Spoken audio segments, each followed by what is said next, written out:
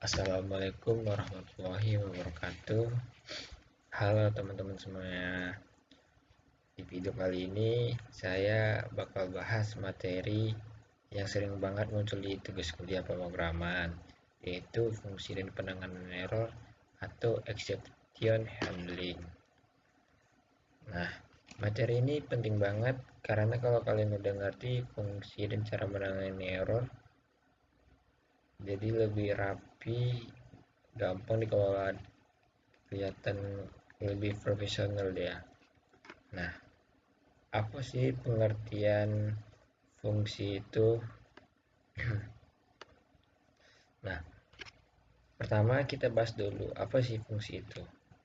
Fungsi adalah blok kode yang digunakan untuk menjalankan tugas tertentu. Jadi kita nggak perlu nulis kode yang sama berulang-ulang, cukup bikin tugas nanti tinggal dipanggil. Ibaratkannya fungsi itu kayak mesin otomatis. Kita pencet tombol, dia jalan sendiri dan ngasih output. Sama kayak coding, kita panggil fungsi, dia proses dan ngasih hasilnya. Nah, selanjutnya fungsi. Kenapa fungsi itu dibutuhkan? Fungsi itu penting karena mengurangi duplikasi kode, dia nggak perlu copy paste lagi. Nah, yang kedua, programnya lebih rapi, gampang dibaca dan diperbaiki. Yang ketiga, gampang dikembangkan. Yang keempat, bisa dipakai kembali atau reusable. Nah, selanjutnya kita akan bahas tentang penanganan error. Nah, sini kita akan buat data, lalu data apa namanya? Oh iya, data input. Nah,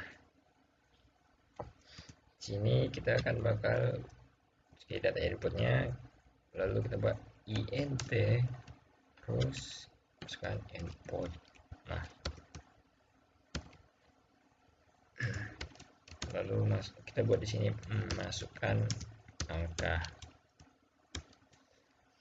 Nah, lalu kita buat di sini dengan hasil, misalnya berapa hasilnya, 10. Lalu data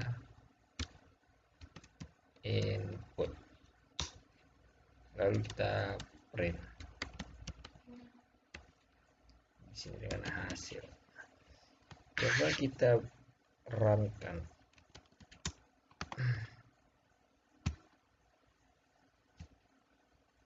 Apakah dia berjalan? Nah, kita masukkan angkanya, misalnya angka 2. Nah, di sini tidak terjadinya error.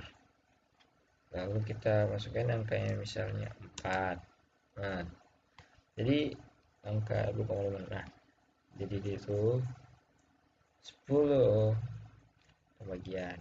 Nah, jadi 10 dibagi 2 hasilnya 5. Nah, jadi 10 dibagi 4 hasilnya 2,5 gitu. Nah, kalau kita mau mengenai errornya, kita akan masukkan angka 0, angka 0-nya. Nah, terjadinya error atau disebut zero division error. Nah, ini exception error. Kita bahas tentang penanganan error lagi. Nah, di sini saya akan mengasihkan contoh lainnya. Nah, di sini exception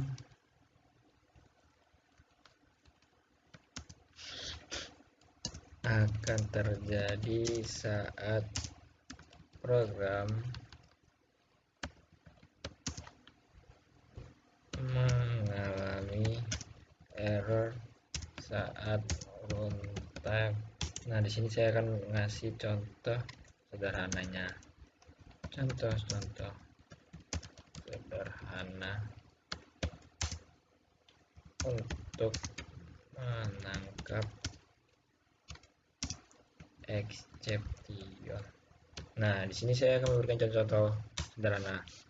Kita masukkan misalnya input user, lalu di sini kita int input,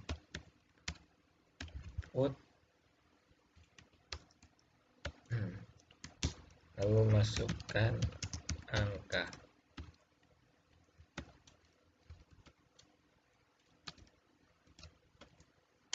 Nah, lalu kita buat di sini hasil sama dengan 0. Nah, sini kita menggunakan metode yang namanya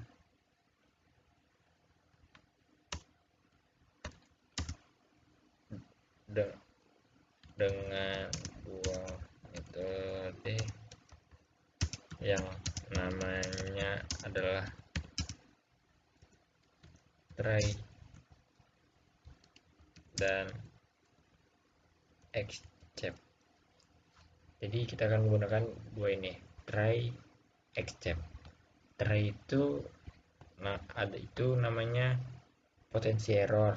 Kalau except solusi penanganan error.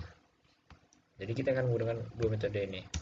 Di sini kita akan buat namanya try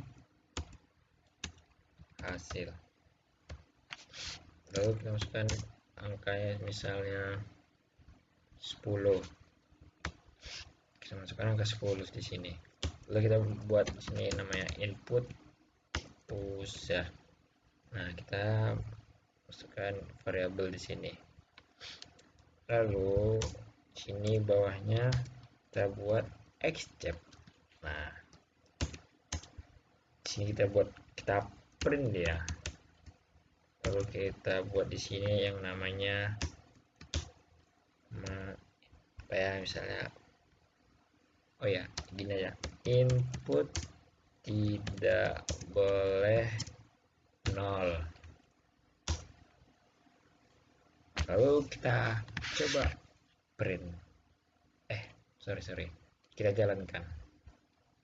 Kita masukkan angkanya dengan angka 4. Sorry, masukkan angka 4. Tidak terjadi apa-apa. Nah, tidak terjadi apa-apa. Lalu kita di sini biar terjadi apa-apa, kita buat di sini print lagi. Lalu kita buat hasil, print hasil sama dengan yang menggunakan hasil ya, gini. Kita run lagi, kita coba ulangi lagi. Lalu kita masukkan angka 4 di sini. Nah, dengan keluarnya hasil 2,5. Jadi dia sesuai dengan pembagiannya. 10 dibagi 4 hasilnya 2,5. Jadi kita clear lagi. Coba kita masuki dengan angka 0. Apakah dia masih tetap berjalan? Nah, di sini dia tidak berjalan, tidak keluar angka-angka yang kita bagikan dari ke sini. Dia langsung ke except, input tidak boleh 0, lalu ke hasil. Nah, kenapa gitu? Jadi kalau try ini, kalau dia berhasil, dia tidak langsung, kalau ini berhasil, yang acceptnya dia tidak bakal dieksekusi, langsung ke print hasil ini. Nah, kalau try ini tidak berhasil, maka yang terjadi accept ini bakal dieksekusi langsung dengan print seperti ini. Nah, maksudnya gimana? Ini kalau kita buat di sini, kita masukkan angka 2, maka yang terjadinya 10 dibagi 2 dengan hasilnya 5. Nah, lanjut dia ke bawah di sini, print langsung hasilnya 5. Nah, tapi kalau ini berhasil, acceptnya tidak eksekusi. Seperti ini contohnya. Kalau exit mau dieksekusi, kita run lagi, kita buat di sini 0 misalnya. Nah, terjadinya input tidak boleh 0. Jadi yang exitnya tereksekusi langsung hasil. Jadi try ini tidak. Nah, jadi gitu. Ini namanya penanganan error. Nah, jadi teman-teman, konsep penanganan error ini penting banget karena waktu ngoding error itu udah kayak teman hidup.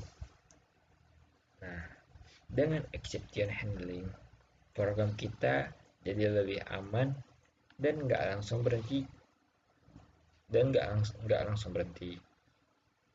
Intinya kita siapin plan B kalau ada kesalahan, entah itu input salah file nggak ketemu atau pembagian nol. Ini mungkin program kita lebih profesional dan enak dipakai user. Nah, manfaat penanganan error itu ada berbagai macam. Misal, ada satu, program tetap berjalan kalau ada masalah. Kedua, user tidak kaget melihat error yang aneh. Ketiga, memudahkan debugging. Nah, itu saja. Oke teman-teman, jadi itu tadi penjelasan lengkap tentang fungsi dan penanganan error dalam Python.